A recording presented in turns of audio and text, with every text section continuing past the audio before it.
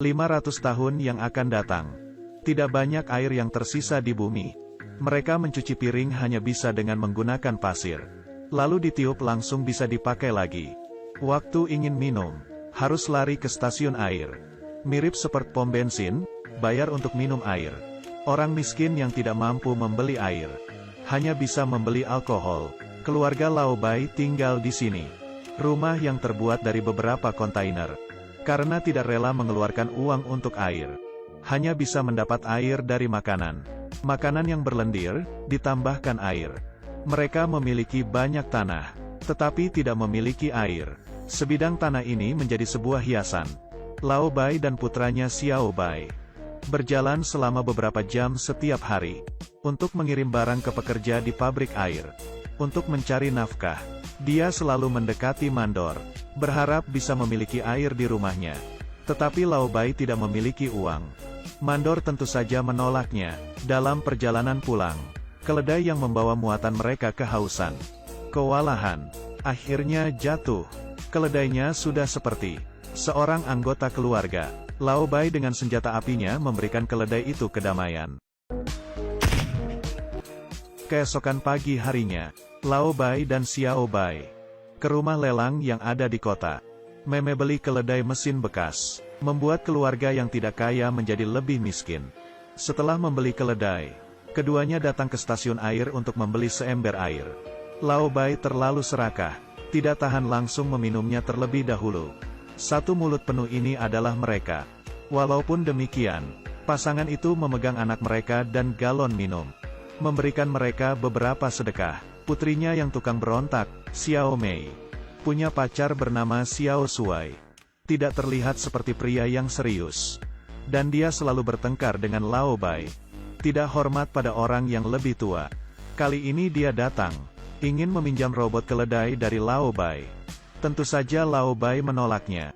Pria seperti ini membuat cinta Xiao Mei tidak bisa terlepaskan. Lao Bai sangat menentang keduanya.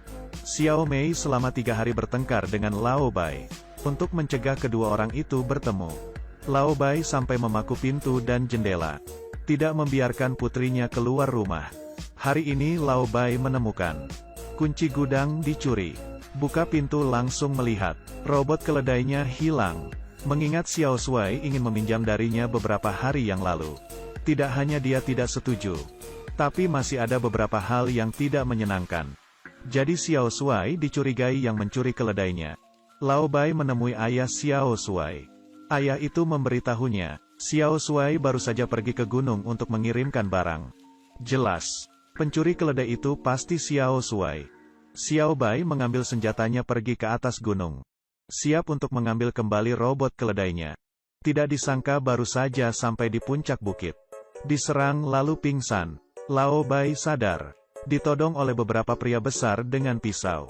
Para pekerja pabrik air berkata, Lao Bai menggunakan robot keledai untuk mencuri. Tidak peduli dengan penjelasan Lao Bai. Mereka semua tidak percaya olehnya. Untungnya Lao Bai pandai bertarung. Mendapatkan lagi senjatanya. Setelah fajar, dia akhirnya menemukan Xiao Shuai. Orang ini sebenarnya tidur tanpa malu. Dengan senjata di mulutnya, Xiao Shuai diikat. Lao Bai berpikir untuk membawa dia kembali. Pekerja pabrik air itu mengaku bersalah, membersihkan diri sendiri, tapi perjalanannya jauh. Kedua orang itu sangat dehidrasi. Bahan yang dicuri semuanya bukan air, karena Xiao Shuai terlihat sangat lemah. Secara bertahap Lao Bai melonggarkan kewaspadaannya, lalu melepaskan Xiao Shuai. Tadinya Xiao Shuai juga berpikir untuk menghidupkan kembali tanah ini. Tetapi dia tidak setuju dengan Lao Bai. Dengan caranya memohon kepada mandor pabrik air, mengambil keuntungan dari Lao Bai yang lelah. Xiao Shuai tiba-tiba menyerang. Dengan sebuah batu dilemparkan ke Lao Bai, dan mencekokinya dengan air terus-terusan. Xiao Mei dan Xiao Bai kehilangan ayah mereka. Pindah ke rumah mereka. Mereka dikelabui oleh Xiao Shuai. Masih belum mengetahui kebenarannya. Kemudian, Xiao Shuai menemui mandor pabrik air itu. Mengeluarkan sebuah pisau dengan namanya yang terukir di atasnya. Mengancam mandor untuk membuka jalur air. Jika tidak, dia akan difitnah bahwa mandor yang membunuh Lao Bai. Keduanya memiliki konflik hanya beberapa hari yang lalu. Maka itu semua orang pasti akan percaya. Mandor panik lalu menyetujuinya. Begitu saja, sebidang tanah itu akhirnya mendapatkan sumber air. Xiao Shuai setiap hari bekerja keras untuk menemukan sebuah oasis. Musim semi pergi dan musim gugur datang. Tunas-tunas hijau mulai muncul dari tanah, menghidupkan kembali ladang gandum. Xiao Mei akan menjadi seorang ibu, mengadakan pernikahan dengan Xiao Shuai. Tepat di hari pernikahan, Xiao Shuai yang minum, yang pernah dilakukannya membuatnya tidak nyaman. Hari ini, masalah yang lebih besar lagi datang. Beberapa petugas bank menunggangi kuda, mencari Xiao Shuai, karena kehidupan Lao Bai sebelumnya memiliki banyak hutang. Sekarang mereka ingin mengambil tanahnya untuk membayar hutang. Motor itu sudah akan terbang. Xiao Shuai tentu saja tidak setuju. Untuk mengumpulkan uang kembali, Xiao Shuai ragu-ragu. Dia menipu anak temannya, diambil untuk dijual ke RFZ. Tanpa diduga ternyata RFZ orang yang berbahaya, membunuh seorang teman. Xiao Shuai hampir mati. Untungnya reaksinya cepat. Tapi robot keledai juga kena dalam baku tembak. Sistemnya gagal karena terkena peluru. Memulai prosedur pengembalian otomatis. Dari awal, bisa pergi sendiri ke bengkel. Bos melihat kotak informasi yang ada pada keledai. Langsung mencari anak Lao Bai, Xiao Bai. Tidak diduga robot keledai ini bisa melihat semua yang terjadi. Xiao Bai melihatnya, dan potongan-potongan gambar yang kabur dari ayahnya. Langsung menunjukkan senyum yang lama telah hilang dari wajahnya. Tapi dalam pemutaran video, dia melihat Xiao Shuai, pembunuhan ayahnya. Ini mengejutkannya. Sendirinya mengikuti pembunuh ayahnya. Menghabiskan hampir 1 tahun hidup bersama di satu atap. Juga melihat Xiao Shuai yang membunuh teman dekatnya. Tetapi Xiao Bai tidak mengatakan yang sebenarnya ke kakaknya. Tapi dari lubuk hatinya, memiliki serangkaian balas dendam. Pertama, dengan nada teman baik si Xiao Shuai. Menulis surat untuk Xiao Shuai.